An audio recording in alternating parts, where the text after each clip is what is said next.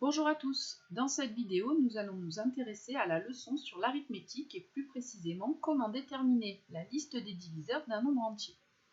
Alors pour cela on va faire des exemples. Premier exemple, on va prendre le nombre 60 et je veux chercher à écrire tous les diviseurs de 60 dans l'ordre croissant. Donc je dis bien tous les diviseurs, il ne faut pas en oublier. Alors comment nous allons procéder? Eh bien tout simplement, de manière très méthodique. On va essayer de décomposer 60 comme produit de deux nombres. Et on va commencer avec le premier nombre entier, c'est-à-dire est-ce que 60, ça peut s'écrire une fois quelque chose? Bien évidemment, 60, c'est une fois 60. Comme je n'ai pas de reste, c'est une fois 60 plus 0. Je vous rappelle, quand il n'y a pas de reste, c'est produit de nombres. Ça veut dire que 60, là, il est divisible par 1. De la même façon, 60 est divisible par 60. Donc vous voyez, j'ai déjà écrit deux diviseurs. Bien, je vais procéder de manière méthodique comme ça en continuant en suivant tous les nombres entiers pour être sûr de ne pas en oublier. Donc j'ai essayé avec 1, j'ai essayé avec 2. Est-ce que 60 c'est 2 fois quelque chose? Eh bien oui, 60 c'est 2 fois 30. Je continue avec 3. Est-ce que 60 peut s'écrire 3 fois quelque chose? Oui, 60 c'est 3 fois 20. Je continue avec 4. Et c'est 4 fois 15. Donc 60 est aussi divisible par 4. Je continue avec 5. Et 5, ici, il divise 60, puisque 60, c'est 5 fois 12. Donc là, vous voyez déjà que j'ai trouvé deux diviseurs ici, plus encore 2, 4, 6, 8. J'ai déjà 10 diviseurs. Alors après, il faut qu'on continue pour voir si on n'en a pas oublié d'autres. J'en étais à 5, je continue avec 6. Est-ce que 60, c'est 6 fois quelque chose? Oui, c'est 6 fois le nombre entier 10. Donc 6 est un diviseur de 60, mais 10 aussi est un diviseur de 60. Si je continue avec 7, 60 n'est pas dans la table de 7, donc je ne peux pas écrire avec 7. Ensuite, je continue avec 8, 60 n'est pas non plus dans la table de 8. Je ne peux pas écrire 60 égale 8 fois un nombre entier. Ou si vous faites 60 divisé par 8 à la calculatrice, votre résultat n'est pas un nombre entier, donc ce n'est pas divisible. Je continue avec 9, bien même chose. 60 n'est pas dans la table de 9. Si vous faites 60 divisé par 9, vous pouvez vous aider de votre calculatrice, vous ne trouvez pas un nombre entier. Donc 9, ça ne marche pas. Après, le nombre entier 10. Là, par contre, ça marche. 60 est divisible par 10, puisque vous vous rappelez vos critères de divisibilité, ils se terminent par 0. Donc 60, c'est 10 fois 6. Mais en fait, je l'ai déjà écrit, il est ici. Donc si je continue comme ça, on pourrait imaginer qu'on continue avec tous les nombres entiers. J'ai fait 10, je vais faire 11, je vais faire 12, je vais faire 13, etc. Puis on se dit, ça va être long parce qu'il faut aller jusqu'à 60.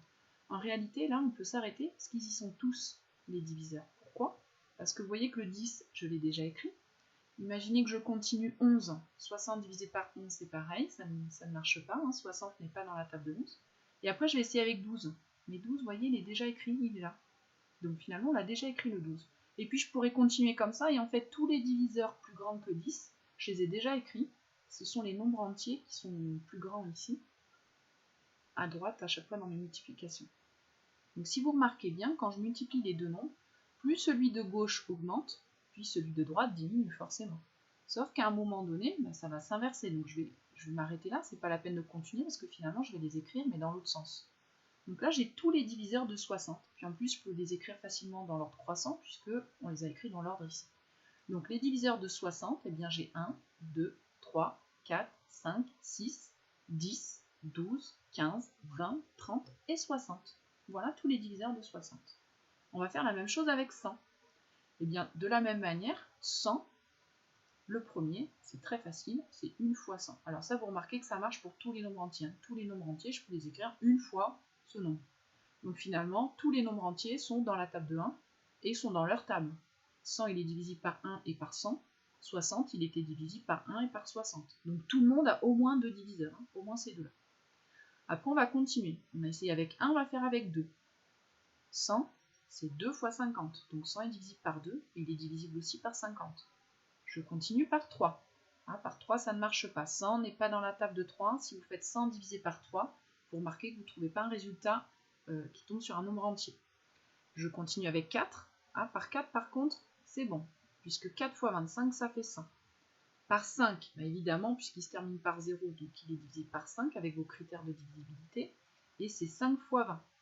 Je continue avec 6, ça ne va pas. 100 n'est pas divisible par 6. Par 7, pas divisé par 7 non plus, par 8 non plus, par 9 non plus, par 10 par contre c'est bon, puisque 100 c'est 10 fois 10.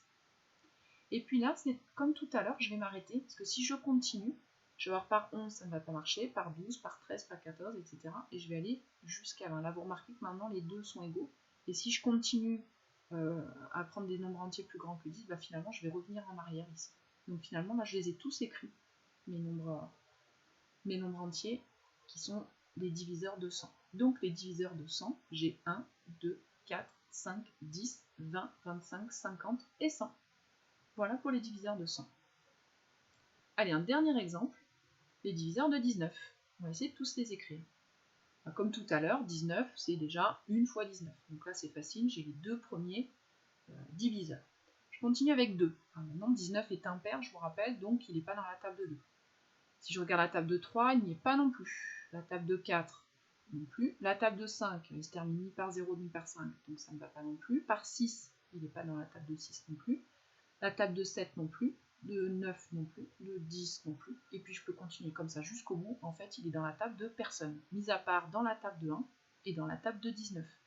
Donc 19, il n'a que deux diviseurs, celui-là, ici, qui sont 1 et 19. Alors on verra plus tard que ça, c'est un nombre particulier. Tous les nombres, ce qu'on peut remarquer, c'est que tous les nombres entiers, ils ont au moins deux diviseurs, puisque je peux tous les écrire une fois ce nombre. Donc ils ont tous au moins deux diviseurs. Il y en a qui en ont plus, il y en a qui en ont beaucoup, d'autres un peu moins, et puis il y en a qui en ont le minimum, c'est-à-dire 2, ici, pour celui-là. On verra plus tard, c'est ce qu'on appelle ici des nombres premiers.